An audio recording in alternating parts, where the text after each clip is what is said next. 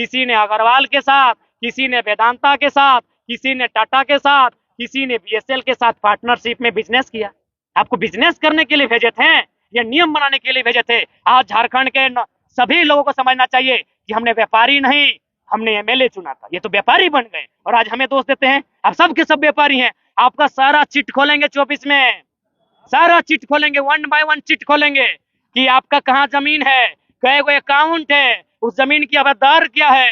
सारा चिट खोलेंगे 24 में कि हमने एमएलए चुना था, एमपी चुना था या बिजनेस चुना था, कंपनी के दलालों को चुना था। तो दर्द है। उत्तर देखिए, हम लोग सबसे पहले टारगेट करेंगे कि जहां माने बेकार सांसद पड़े, जो लोग हमारी माटी से वास्ता नहीं रखते हैं, और विशेषकर हम लोग कम से कम तो 14 में से आधा दर्जन प्लस सीटों में हम लोग लड़ेंगे। हालांकि बहुत चैलेंजिंग है, ये कहना हम स्वीकारते हैं, कहना और करना, एक नई पार्टी बन के एक नए नेता बना स्थापित करना बहुत चैलेंजिंग है। लेकिन मुझे लगता है हमारे पास मुद्दे अच्छे हैं, हमारे पास हमारी सबसे बड़ी ताकत है हमारी निडरता, हमारी जानकारी। तो इस हिसाब से हम लोग बेहतर होंगे। आपके सवाल का उत्तर है बिरंची, उनका कमीशन है। 1952 से लोग जो अन्य राज्यों के वे लोग चुन के गए, तो उन्हें क्या वास्ता होगा हमारी जमीनें से, क्या हमें लाभ मिलता था, हमारी जमीनों को छीन जाने का दर्द किसे है।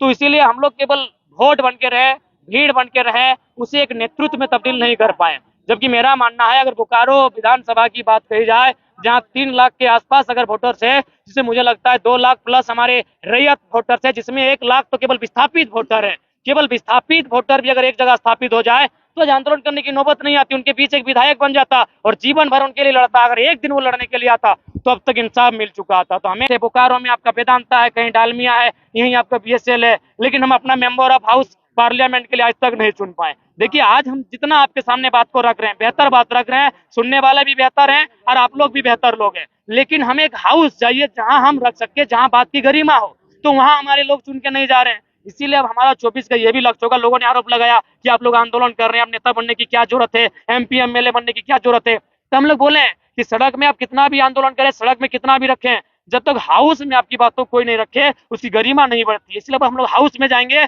और जब जब वहां डिबेट होगा, जब जब हमें मौका मिलेगा अपनी बात को रखने का, हम लोग कभी बोकारो बीएसएल का बात रखेंगे, कभी एफसीआई सिंदरी का, तो कभी पेंचर डैम का बात रखेंगे, तो कभी डालमिया का, तो कभी आपका डीबीसी का बात रखेंगे। देखिए, मेरा मानना है भारत एक लोकतांत्रिक व्यवस्था है और जो भी नियम कायदे कानून बनते हैं उसमें विधायिका का रोल होता है।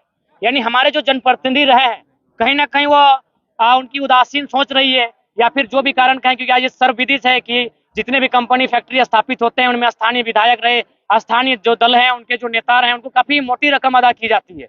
तो ये कमजोरी उनकी हो सकती है, लेकिन अब हम लोग चाहे विधायक रहे या सांसद रहे, अब हम लोग किसी के आश्रित होकर रहने वाले नहीं है, क्योंकि ये लड़ाई बार बार की है, हमारे पास अब खोने के लिए कुछ बचा नहीं है।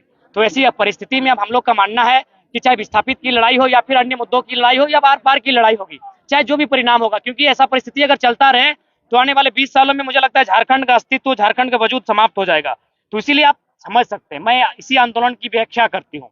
ये कहीं ना कहीं दर्द का आंदोलन था। यदि दर्द का आंदोलन नहीं होता तो 50 लड़के थे, आज 5 करोड़ तक इसकी आवाज पहुंच चुकी है। इसका मतलब सीधा है, ये समय का आंदोलन था, नियति का आंदोलन था, ये हम लोगों का आंदोलन नहीं था। नियति समय चाहती थी कि दर्द लोगों के लिए कोई आवाज बने, एक आंदोलन हो और जितने शोषित वंचित लोग हैं वो एक जगह आए और इस बार आखिरी अपनी जो अंतिम निर्णायक लड़ाई उसे लड़ सके। बिहार तत्कालीन बिहार जो था